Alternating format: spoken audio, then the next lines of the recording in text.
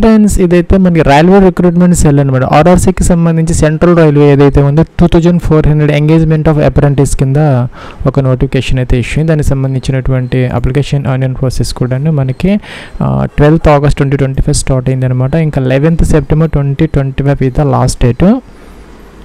అలాగే ఈ యొక్క రైల్వే రిక్రూట్మెంట్ సెల్ ఈస్టర్న్ రైల్వేకి సంబంధించి ఒక 3100 వేకెన్సీకి సంబంధించి కూడా ఈరోజు అప్లికేషన్ ఆన్లైన్ ప్రాసెస్ మనకి స్టార్ట్ అవుతుంది అనమాట. 14th September 2025 అయితే మనకి 11 AM స్టార్ట్ అవుతుంది. దీని గురించి కూడా సెపరేట్ వీడియో అయితే మనకి చేయడం జరుగుతుంది. ఫ్రెండ్స్ ఇదైతే మనకి అప్లికేషన్ ఆన్లైన్ ఇదనమాట. మొదలు రిజిస్టర్ అయితే అవ్వాలి, తర్వాత లాగిన్ అప్లికేషన్ ఫామ్ అయితే ఫిల్ అవుట్ చేసుకోవాలి. దానికన్నా ముందు ఇక్కడ మనం నోటిఫికేషన్లు అయితే మీరు ఒకసారి చెక్ అయితే చేసుకోవాలన్నమాట.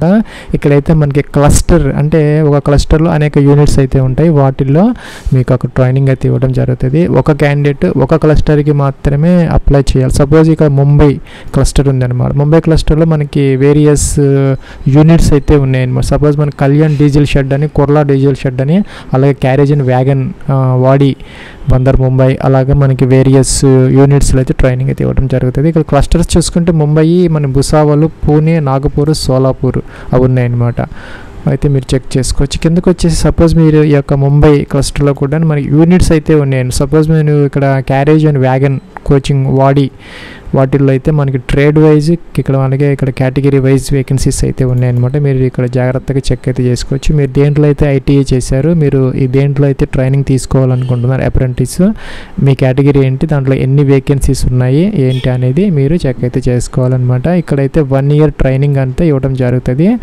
ప్లస్ ఇది జాబ్స్ కదనమాట. మీకు 1 year అప్రెంటిస్ ట్రైనింగ్ అనమాట. రైల్వేలో మీకు CCIA కింద అదైతే గ్రూప్ Dకి ఉపయోగం అయితే పడుతుంది. తర్వాత ప్లస్ ఇవన్నీ మీరు జాగ్రత్తగా చూసుకోవాలన్నమాట. మీ కేటగిరీ ఏంటి, మీ ట్రేడ్ ఏంటి, మీరు ఏ క్లస్టర్కి అప్లై చేయాలి, ఏ యూనిట్కి అప్లై చేయాలి అనేది, దాంట్లో ఎన్ని వేకెన్సీస్ ఉన్నాయి అనేది ఒకసారి చెక్ చేసుకుంటే సరిపోతుంది. ఇంకా అప్లికేషన్ ఆన్లైన్ ప్రాసెస్కి సంబంధించి మొదట మనం ఇక్కడ రిజిస్టర్ అయితే అవ్వాలి. ఫ్రెండ్స్ ఇక్కడ మన క్లిక్ హియర్ టు అప్లై ఉందన్నమాట. రిజిస్టర్ మొదలు రిజిస్టర్ అయితే అవ్వాలి.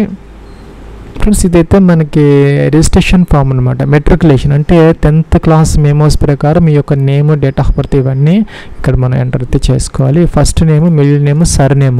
ఇక్కడ సర్ నేమ్ ఎంటర్ చేయాలి. యాజ్ పర్ 10th మెమోస్ ప్రకారం మీకు ఫస్ట్ నేమ్ ఎలా ఉందో ఇక్కడ కూడా అలాగే ఎంటర్ అయితే చేయాలన్నమాట. ఈ విధంగా మిడిల్ నేమ్ లేకపోతే వదిలేసుకోవచ్చు. ఇక్కడ నేమును ఇక్కడ సర్ నేమ్ ఎంటర్ చేసుకుంటే సరిపోతుంది. యాజ్ పర్ 10th classలో ఎలాగుందో అలాగే ఇక్కడ ఎంటర్ అయితే చేసేస్తే సరిపోతుంది. ఫాదర్స్ నేమ్ అనమాట. మీ యొక్క ఫాదర్స్ నేమ్, అలాగే మీ యొక్క మదర్స్ నేమ్ కూడా ఎంటర్ అయితే చేయాలి. కమ్యూనిటీ, మీ కమ్యూనిటీ ఏంటనేది అన్రేజ్ కూడా ఓబీసీనా, ఎస్సీనా, ఎస్టీ. సపోజ్ మీరు ఈ ఓబీసీ కానీ అలా ఈడబ్ల్యూఎస్ వాళ్ళైతే కనుక దానికి సంబంధించినటువంటి 2024-25కి సంబంధించి ఈ సంవత్సరం 1 April 2025 తర్వాత ఇచ్చినటువంటి సర్టిఫికేట్ మాత్రమే ఇక్కడ అప్లోడ్ అయితే చేయాల్సిన అవసరం అయితే ఉంటుంది. వాళ్ళకి ఆ యొక్క రిజర్వేషన్ అయితే వస్తుంది. మనకి నోటిఫికేషన్ అనేది క్లియర్గా అయితే మెన్షన్ అయితే చేయడం జరిగింది.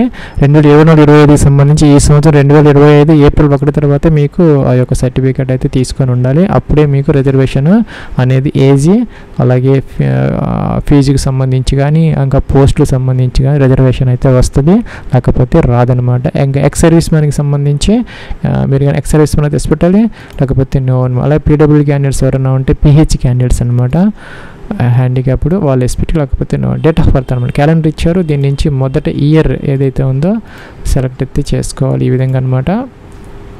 ఫ్రెండ్స్ ఈ వేకెన్సీస్కి సంబంధించి మనకి 15 to 24 years అనమాట. 12 August 2025 చెక్ చేసుకోవాలి. 15 to 24 years as on 12th August 2025 అనమాట. దీనికి అదనంగా SC/ST వాళ్ళకి 5 years అంటే 29 దాకా అవకాశం ఉంటుంది. ఓబీసీ వాళ్ళకి, NCL వాళ్ళకి అంటే సెంట్రల్ ఫార్మేట్లో మీ దగ్గర కనుక ఇక ఓబీసీ ఈ సంవత్సరం కనుక తీసుకున్నది ఉంటే మీకు ఒక 3 years వరకు మీకు ఏజ్ రిలాక్సేషన్స్ అయితే వస్తాయి అనమాట. సపోజ్ మీరు UR క్యాండిడేట్ అనుకోండి, జనరల్ క్యాండిడేట్ అయితే కనుక 12 August 2001, 12 August 2010 మధ్య కనుక బారన్ అయ్యి ఉంటే సరిపోతుంది, మీరు ఎలిజిబుల్ అవుతారనమాట. SC వాళ్ళు వచ్చేసరికి 1996, 2010, అలాగే ఓబీసీ వాళ్ళు 1998, 2010 అనమాట. ఆ 2 డేట్స్ మధ్య కనుక మీరు బారన్ అయ్యి ఉంటే మీరు దానికి ఎలిజిబుల్ అయితే అవుతారు. దాని ప్రకారం మీకు ఇక్కడ ఏజ్ అయితే సెలెక్ట్ అయితే చేసుకోవాలన్నమాట. జెండర్ మీరు male or female both are eligible అనమాట. దీనికి నేషనాలిటీ అనేది ఇండియన్ సెలెక్ట్ అయితే చేసుకోవాలి. రిలీజియన్, మీకు రిలీజియన్ ఏదైతే ఏదైతే ఉందో హిందూ ఇవన్నీ వస్తాయి, సెలెక్ట్ అయితే చేసుకోవాలి. మ్యారిటల్ స్టేటస్ అన్మ్యారీడా, మ్యారీడా, డైవర్స్డా సెలెక్ట్ అయితే చేసుకోవాలి. ఆధార్ కార్డ్ నెంబర్ తప్పనిసరిగా ఎంటర్ అయితే చేయాలి, మీ యొక్క 12 డిజిట్ ఆధార్ కార్డ్ నెంబర్. తర్వాత ఐడెంటిఫికేషన్ మార్క్స్ అంటే మోల్స్ అనమాట, అంటే విజిబుల్ ఉన్నటువంటి పుట్టుమచ్చలు ఎక్కడ ఉన్నాయి అనేది ఇక్కడ 2 అయితే ఎంటర్ అయితే చేయాలన్నమాట. ఎట్టయితే మనకి 10th మెమోస్లో ఉన్నదో అదే విధంగా ఎంటర్ చేయాలి. ఇక్కడ 10 డిజిట్ మొబైల్ నెంబర్ ఎంటర్ చేయాలి. అలాగే ఈమెయిల్ ఐడి అనమాట, మీ యొక్క ఈమెయిల్ ఐడి ఇక్కడ ఎంటర్ అయితే చేయాలి ఫ్రెండ్స్. అలాగే సెలెక్ట్ ట్రేడ్ అనమాట. ట్రేడ్ అంటే మీరు ఇందాక చెప్పినట్టుగా నోటిఫికేషన్లో చెక్ చేసుకోవాలన్నమాట. ఏ యూనిట్లో మీ కేటగిరీలో మీరు దేంట్లో ఐటీఐ చేశారో దాంట్లో ఎన్ని పోస్టులు ఉన్నాయి, దాని ప్రకారం మీరు దేంట్లో అయితే ఐటీఐ చేసి ఉన్నారో వాళ్ళకి మాత్రమే ఈ వేకెన్సీస్ అవకాశం ఉంటుంది.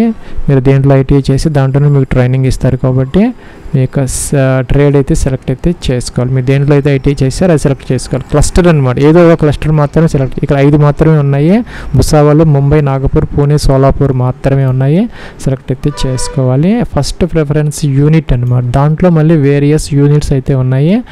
అది మీరు ఒకసారి నోటిఫికేషన్లో చూసుకుంటే ఎన్ని వేకెన్సీస్ ఉన్నాయి మీ కేటగిరీలు అనేది చూసుకోవచ్చు. ఇక్కడ మనం ఆ యొక్క ప్రిఫరెన్సెస్ అయితే ఇవ్వాలన్నమాట, అంటే సెపరేట్ అంటే డిఫరెంట్గా అయితే మనం ఇవన్నీ కూడా సెలెక్ట్ అయితే చేసుకోవాలి.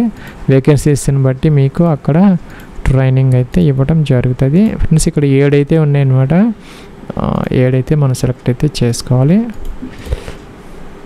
ఇక్కడ ఒక యూనిట్ ఇస్తే సరిపోతుంది, మిగతా అనేవి సెలెక్ట్ చేసుకోవచ్చు. ఇక్కడ స్టార్ మార్క్ ఒకదానికే ఉంది కాబట్టి మనకేం ప్రాబ్లం లేదు. ఇంకా 10th క్లాస్ బోర్డు అనమాట, మీరు ఏ బోర్డు చదువుకున్నా, సిబిఎస్ఈ బోర్డా లేకపోతే స్టేట్ బోర్డు అయితే స్టేట్ బోర్డు అనమాట. ఏ స్టేట్ బోర్డు అనేది ఏ ఇయర్లో పాస్ అయ్యారు, ఈ రోల్ నెంబర్ ఎంత అనేది మీకు 10th మెమోస్లో ఉంటుంది.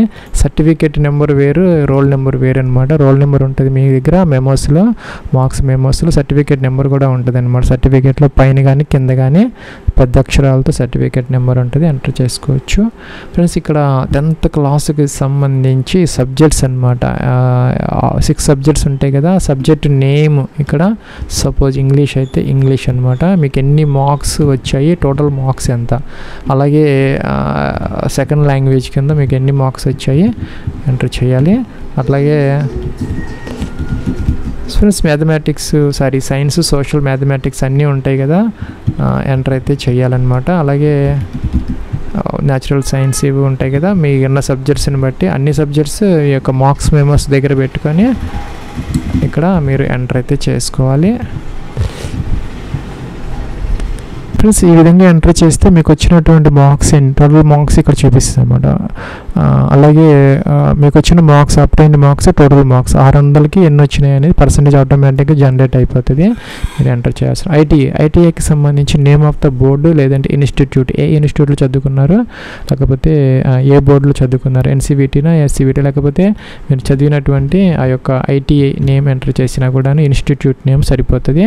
ఇంకా కూడాను ఇక్కడ ఎప్పుడు ఏ ఇయర్లో పాస్ అయ్యారు, రోల్ నెంబర్ ఎంత అనేది మెన్షన్ అయితే చేయాలి. సర్టిఫికేట్ నెంబర్ కూడా మెన్షన్ అయితే చేయాలి.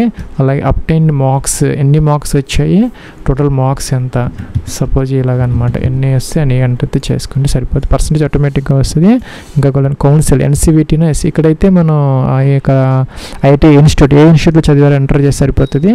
ఇక్కడ ఆల్రెడీ మనకి కౌన్సిల్ ఇచ్చారు కాబట్టి ఎన్సీబీటీ, ఎస్సీబీటీ సెలెక్ట్ అయితే చేసుకోవచ్చు అనమాట. రిజల్ట్ పాస్, ట్రేడ్ ఆటోమేటిక్గా వస్తుంది, నెక్స్ట్కి అయితే వెళ్ళొచ్చు. ప్లస్ ఇక్కడ సెకండ్ ట్యాబ్లో అయితే పర్మనెంట్ అడ్రస్, కరస్పాండెన్స్ అడ్రస్ మనం ఎంటర్ అయితే చేసుకోవాలి. మొదటైతే ఇక్కడ మనం కరస్పాండెన్స్ అడ్రస్లో విలేజ్, టౌన్ అడుగుతున్నారు అనమాట, అది ఎంటర్ అయితే చేయాలి. పోస్ట్ ఆఫీస్, మీకు మీ యొక్క పోస్ట్ ఆఫీస్ నేమ్, తహసీల్ అంటే తాలూకా అనమాట, మీరు ఏ తాలూకాకి మీ అడ్రస్లో నుంచి తాలూకా, అలాగే పోలీస్ స్టేషన్ దగ్గరలో ఉన్నటువంటి పోలీస్ స్టేషన్ యొక్క ఇదనమాట. మీరు అడ్రస్లో నుంచి స్టేట్, డిస్ట్రిక్ట్ అన్నీ వస్తున్నాయి, అంటే ఓల్డ్ డిస్ట్రిక్ట్స్ అయితే వస్తున్నాయి, సెలెక్ట్ అయితే చేసుకోవచ్చు, ప్రాబ్లం. పిన్ కోడ్ ఎంటర్ చేయాలి. ఇంకా permanent address, correspondence address same అయితే ఇక్కడ ఎస్ పెట్టేస్తే సరిపోతుంది, ఆటోమేటిక్గా ఫిల్ అయితే అయిపోతాయి. ఇంకా కూడా ఇక్కడ చూసుకుంటే కనుక మీరు పాస్వర్డ్ వరకు క్రియేట్ చేసుకోవాలన్నమాట, నోట్ చేసుకుని పెట్టుకోవాలి. సెకండ్ కన్ఫర్మ్ అయితే చేసుకోవాలి, టిక్ ఆన్ చేయాలి, ప్రొసీడ్ అనాలి. ప్లస్ ఒక చిన్న సవరణ అనమాట, ఇక్కడ ఆప్షన్ ఏంటంటే మొదట మనం పర్మనెంట్ అడ్రస్ ఎంటర్ చేసిన తర్వాత ఇది కనుక ఎస్ పెడితే కనుక కరస్పాండెన్స్ అడ్రస్ అనేది ఆటోమేటిక్గా ఫిల్ అవుతుంది. జనరల్గా అయితే ఇది ఇస్తారు, కరస్పాండెన్స్ ఫస్ట్ ఇస్తారు, తర్వాత పర్మనెంట్ ఇస్తారు. కానీ ఇక్కడ మొదట పర్మనెంట్ అడ్రస్ ఇచ్చి ఇది ఫిల్అప్ చేస్తే ఎస్ అంటే ఇది కూడా ఫిల్అప్ అయితే అవుతుంది. కాబట్టి మనం మొదట పర్మనెంట్ అడ్రస్ డీటెయిల్స్ ఎంటర్ అయితే చేయాలి. ఇక్కడ మనకి ప్రివ్యూ కనపడుతుంది అనమాట. ఇప్పుడు మనం ఎంటర్ చేసిన డీటెయిల్స్ అన్నీ కూడా చెక్ చేసుకొని ఏదైనా మోడిఫికేషన్స్ కావాలంటే మీరు ఇక్కడ చేసుకోవచ్చు. లేదంటే కనుక ఇక్కడ మనకి ఎడిట్ ఆప్షన్ ఉందన్నమాట. ఇక్కడ ఎడిట్ అయితే చేసుకోవచ్చు. లేదా అన్ని పర్ఫెక్ట్గా ఉన్నాయి అనుకుంటే ఇక్కడ మనం ఏం చేయాలంటే టిక్ ఆన్ చేయాలన్నమాట. టిక్ ఆన్ చేసిన తర్వాత ఇక్కడ సబ్మిట్ అప్లికేషన్ అని ఉంది, సబ్మిట్ చేస్తే సరిపోతుంది. ఇక్కడ క్యాప్చర్ అయితే ఎంటర్ చేయాలి. క్యాప్చర్ ఎంటర్ చేసిన తర్వాత సబ్మిట్ అయితే చేసుకోవాలి. ఫ్రెండ్స్ మన ఎడిట్ ఆప్షన్ ఉండదు అనమాట, సో జాగ్రత్తగా చెక్ చేసుకోవాలని చెప్తున్నారు. ఫ్రెండ్స్ ఇక్కడ మనం ఫోటోగ్రాఫ్ అప్లోడ్ చేయాలి. ఫోటోగ్రాఫ్ అప్లోడ్ అంటే ఇక్కడ టిక్ మొదటి ఇక్కడ మనకి టిక్ ఉందనమాట. ఇలాగ గ్రీన్ కలర్లో ఇలాగైతే ఉండాలన్నమాట ఫోటో. ఇట్లాగ చిన్న ఫోటో కానీ క్యాప్స్ కానీ ఇలాంటివి ఉండకూడదు. ఇలా ఇంటూ పెట్టినట్టుగా ఫోటో ఉండకూడదు అనమాట. 3.5 x 4.5 సెంటీమీటర్స్ జేపీజీ ఫార్మేట్లో 500 వరకు అలో చేస్తారు. ఫేస్ అన్ని చక్కగా క్లియర్గా కనపడేలాగా మంచి ఫోటో అయితే మనం ప్రొవిజనల్లీ ఫైల్ సెలెక్ట్ చేసుకోవాలన్నమాట. సిగ్నేచర్ కూడా ఇలా ఉండాలన్నమాట. యాక్సెప్టబుల్ ఫోటో సిగ్నేచర్ అనమాట. చక్కగా నీట్గా కనపడేలాగా మొత్తం ఉండాలి. ఇలాగా ఉండకూడదు అనమాట. బ్లర్గా కానీ ఇలాగ బ్లాక్ బ్యాక్గ్రౌండ్ ఇలాగా విజిబుల్ కాకుండా ఉండకూడదు. నీట్గా విజిబుల్ అయితే ఉండాలి. బ్లాక్ ఇంక్తోనే సైన్ చేయాలి వైట్ పేపర్ మీద. 200 KB వరకు అలో చేస్తారు. సిగ్నేచర్ అయితే బ్రౌజ్ అని చెప్పేసి ఇక్కడికి మనం అప్లోడ్ అయితే చేసుకోవాలి. దాంతోపాటు ఇక్కడ మనం 10th క్లాస్ సర్టిఫికెట్ అనమాట, మన బోర్డు సర్టిఫికెట్ అయితే అప్లోడ్ అయితే చేసుకోవాలి. ఇదైతే PDF అనమాట. 500 వరకు అలౌ చేస్తారు. ఇంకా చూసుకుంటే మన ITI సర్టిఫికెట్ అనమాట, సర్టిఫికెట్ అప్లోడ్ చేయాలి PDFలో 500 KB వరకు.